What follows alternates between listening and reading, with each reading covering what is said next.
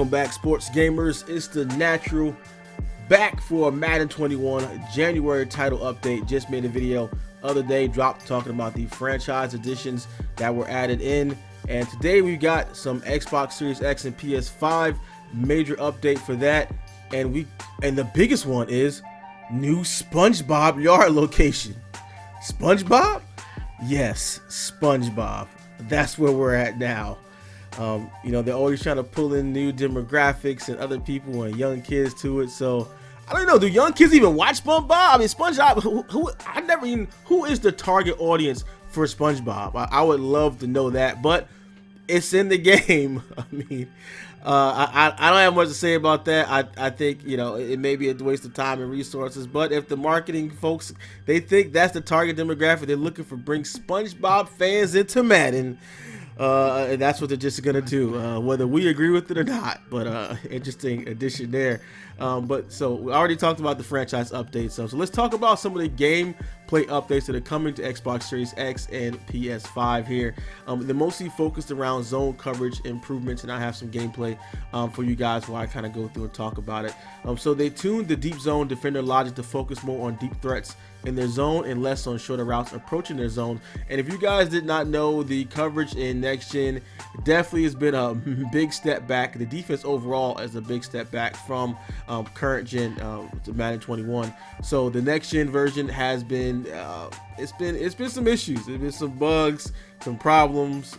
So this update is focused on fixing a lot of defensive inadequacies and issues in the next gen version, and tuned to the deep zone logic and cover one to react quicker to deep posts, deep over, any other deep crossing routes. And that's been an issue for Madden since forever. Updated the facing direction of deep zone players so they'll face the ball rather than just line of scrimmage.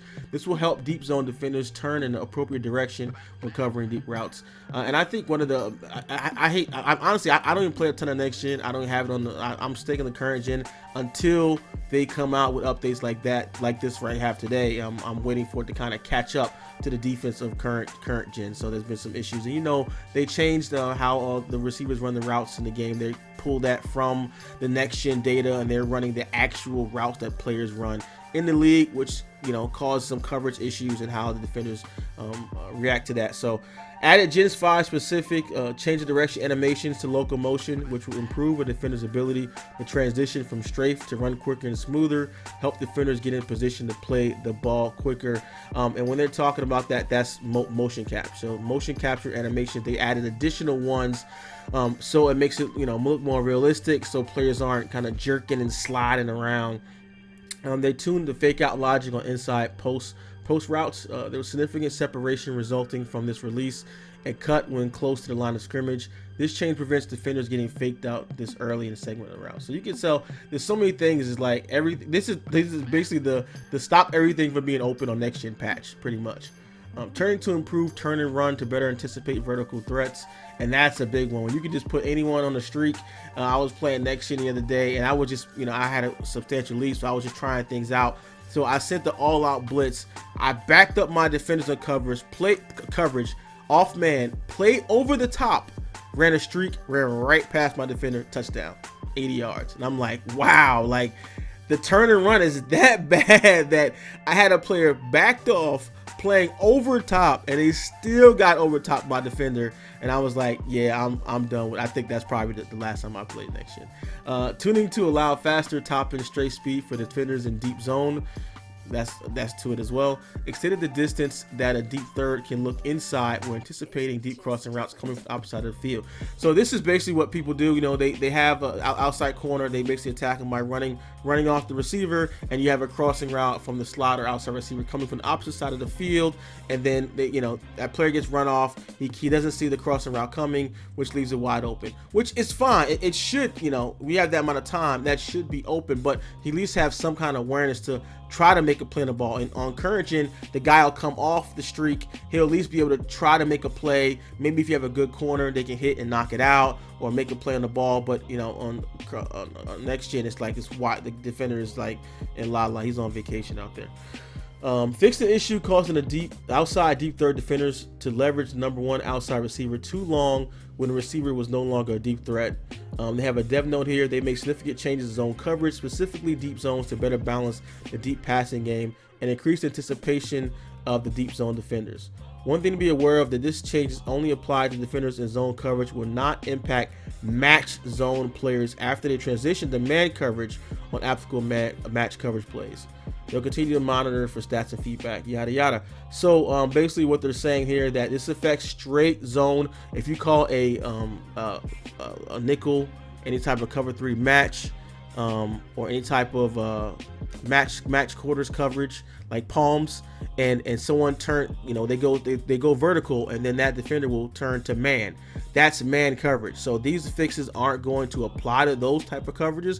This is just strictly for cover 2, cover 3, cover 4, just the plain coverage, not match.